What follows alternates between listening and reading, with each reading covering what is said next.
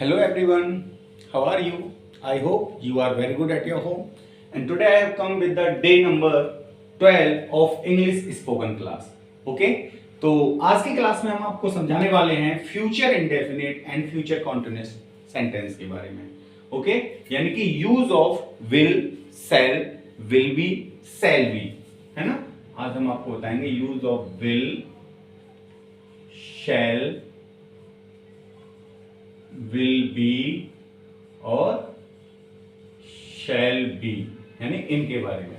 तो ये जो हेल्पिंग वर्ब है ये यूज होती है फ्यूचर कॉन्टिन्यूअस में, और ये जो हेल्पिंग वर्ब है इनका यूज करते हैं हम फ्यूचर इंडेफिनिट में, है ना? तो सबसे पहले हम आपको समझाएंगे फ्यूचर इंडेफिनिट के बारे में. तो फ्यूचर इंडेफिनिट, इसकी आईडी मीन्स आइडेंटिफिकेशन क्या होती है, इंग्लिश में कैसे पहचानेंगे सेंटेंस फ्यूचर इंडेफिनिट का है. तो हमेशा सेंटेंस में अगर विल या सेल के साथ वर्ब की बेस फॉर्म का यूज किया जाता है, विल और सेल के साथ यदि वर्ब की बेस फॉर्म का यूज किया जाता है, if the base form with the will और shall is used in the sentence, that the sentence is called is in to be future indefinite. Okay? तो इस सेंटेंस को हम कैसे बनाते हैं? तो this is the idea of the sentence. Now positive sentence,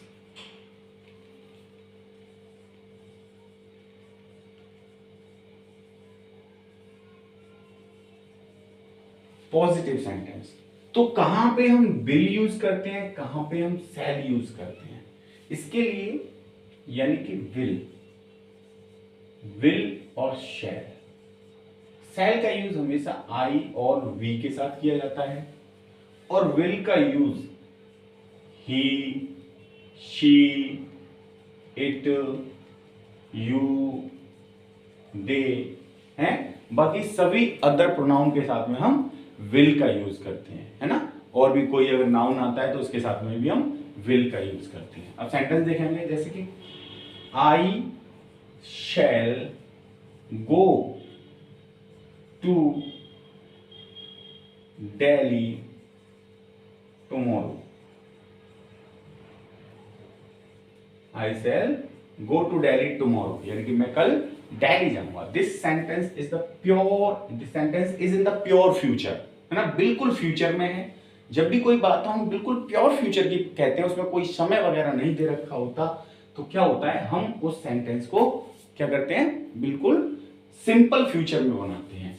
तो आई के साथ यानी आई और वी के साथ सेल का यूज होता है. बाकी अदर प्रोनाउन के साथ जिसमें ही है, सी है, इट है, यू है, दे है, इनके साथ हम क्या यूज करते हैं, विल यूज करते हैं, और वर्ब की बेस फॉर्म का यूज करते हैं, यानी कि उसकी फर्स्ट फॉर्म का यूज करते हैं.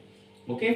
इस सेंटेंस को अगर हम नेगेटिव वे में लेकर के जाएंगे तो हम कैसे बनाएंगे इसको, सेल और विल के बाद में नॉट का यूज करेंगे. इसका तो I shall not go to Delhi tomorrow. Okay?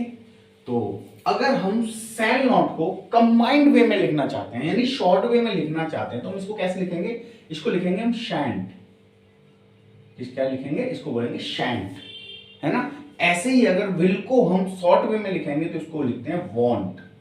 क्या लिखते हैं, वॉन्ट, है ना?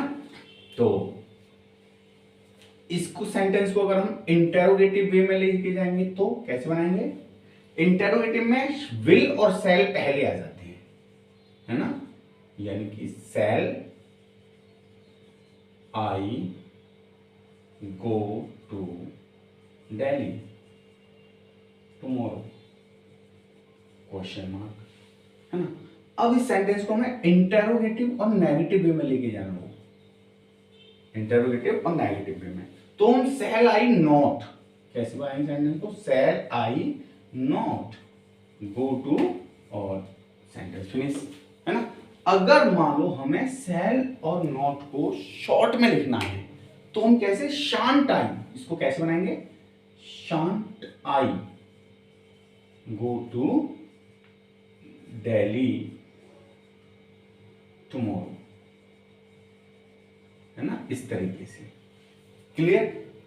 तो ये फ्यूचर इंडेफिनिट, जब कोई बात है to express an action which is in the pure future, then we make the sentence in the future indefinite. यानी कोई भी एक्शन हो जो बिल्कुल प्योर फ्यूचर की बात कर रहा हो तो हम उसको फ्यूचर इंडेफिनिट बनाते हैं। इसकी कुछ और कंडीशंस भी होती हैं, एक बार देखेंगे उनको भी।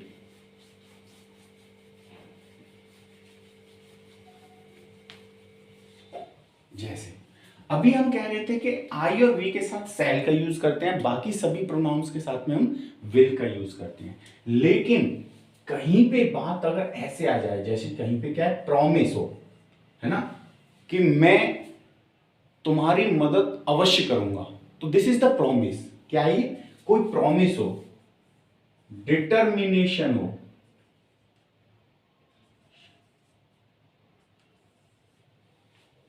डिटर्मिनेशन यानी दृढ़ निश्चय हो, मैं इस काम को जरूर करूंगा, यानी इस साल मैं आरआईएमसी का एग्जाम अवश्य क्लियर करूंगा, इस साल मैं यूपीएससी का एग्जाम अवश्य क्लियर करूंगा, तो दिस इज द डिटर्मिनेशन है।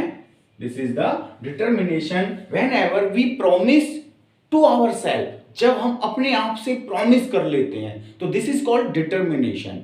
And if I want to help to anyone, यदि हम किसी की मदद करना चाहते हैं, and I promise to that person, हमने उससे वादा किया कर दिया, तो in the case of promise, in the case of determination क्या होता है, विल और सेल्फ जो हेल्पिंग वर्ब हम यूज कर रहे हैं वो अपोजिट यूज होती हैं। यानी फर्स्ट पर्सन के साथ जहां हम सेल यूज करते हैं वहां पे विल यूज होता है, और जहां सेकंड और थर्ड पर्सन के साथ हम विल यूज करते हैं वहां पे सेल यूज होता है ना। आई और वी के साथ जहां हम जनरल फ्यूचर सेंटेंस में हम क्या यूज करते हैं, सेल यूज करते हैं आई और वी के साथ, तो वहां पे विल यूज होगा, और सेकंड और थर्ड पर्सन जो प्रोनाउन है उनके साथ हम विल यूज करते हैं, वहां पे क्या यूज होगा, वहां पे शैल यूज होगा। तो वो लेकिन कब की बात होगी, जब सेंटेंस में आपको ऐसा फील हो रहा है कि this is the promise and then this is the determination. जब भी एक्शन प्रॉमिस या डिटर्मिनेशन के साथ में कही जाती है तो यहां पे ये वर्ब अपोजिट यूज होती है ना।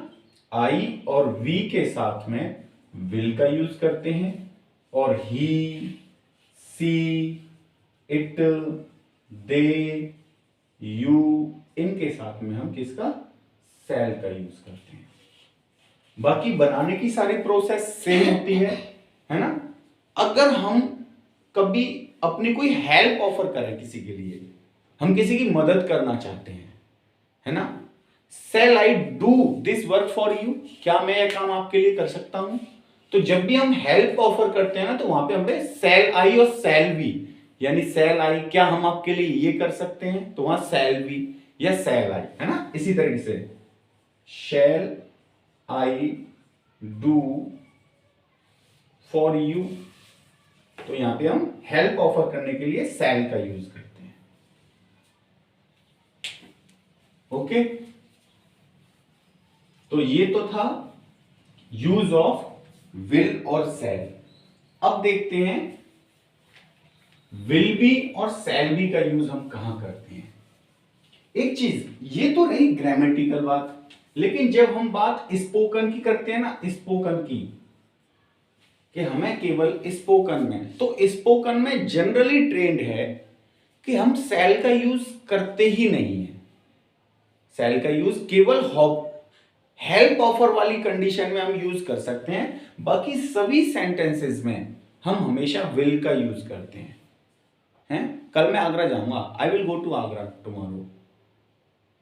कल मैं एक मूवी देखने जाऊंगा, I will go to watch a movie tomorrow, है ना। तो वहां पे विल का यूज ही करते हैं, स्पोकन में हमेशा विल का यूज ही करते हैं, सेल को इग्नोर करते हैं स्पोकन में। लेकिन जब ग्रामर की बात आती है ना, तब हमें सेल का विशेष ध्यान देना होता है।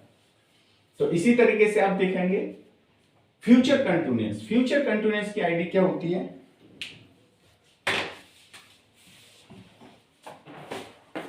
फ्यूचर कंटिन्यूअस की आईडी होती है विल बी और शैल बी, है ना। और इसमें वर्ब के साथ में प्लस आईएनजी का यूज होता है, यानी कि प्रेजेंट पार्टिसिपल फॉर्म। वर्ब की कौन सी फॉर्म, प्रेजेंट पार्टिसिपल। ही यूज होता है ना, फ्यूचर कॉन्टिन्यूअस सेंटेंस में। तो सेंटेंस कैसे बनाएंगे, बिल्कुल इसमें क्या होता है, कोई भी काम, इसकी आईडी ये होती है, अब इसकी मतलब कि कोई भी काम समय के साथ फ्यूचर में कंटिन्यू है, क्या है वो कंटिन्यू है फ्यूचर में, वह अब खाना खा रहा होगा, वह अब चाय पी रहा होगा, वह अब खेल रहा होगा, वह अब सो रहा होगा। तो these kind of sentence are used in the future continuous, है ना।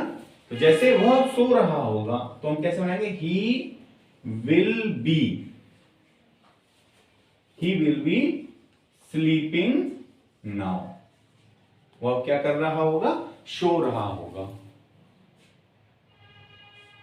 वह अब खाना खा रहा होगा, या तुम अब खाना खा रहे होगे, यू विल बी हैविंग या ईटिंग फूड नाउ। वह खाना खा रहा होगा, है ना। तो दिस सेंटेंस का यूज हम कहां करते हैं, फ्यूचर कॉन्टिन्यूअस में करते हैं। तो विल, शैल, बिल्कुल जो विल और शैल का यूज करते हैं पहले वाले सेंटेंस के अकॉर्डिंग करेंगे, आई और बी के साथ शैल का यूज, बाकी सभी सेंटेंसेस के साथ विल का यूज, बाकी सभी प्रोनाउन के साथ विल का यूज, है ना। तो अब इसमें हम देखेंगे, इसको जब हम नेगेटिव वे में ले जाएंगे तो कैसे बनाएंगे, ही will not B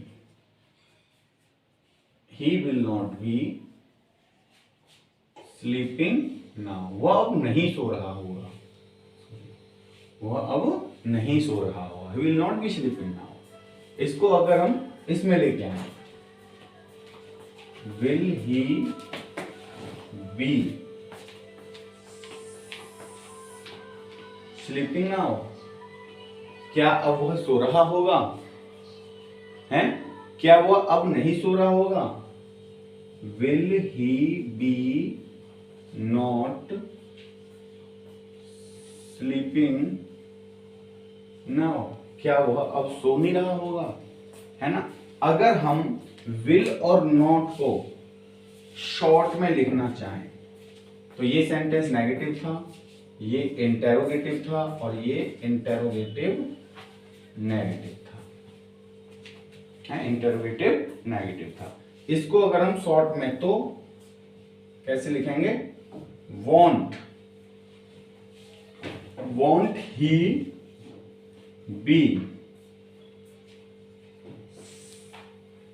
he be sleeping now, क्या अब वह सो नहीं रहा होगा, है ना।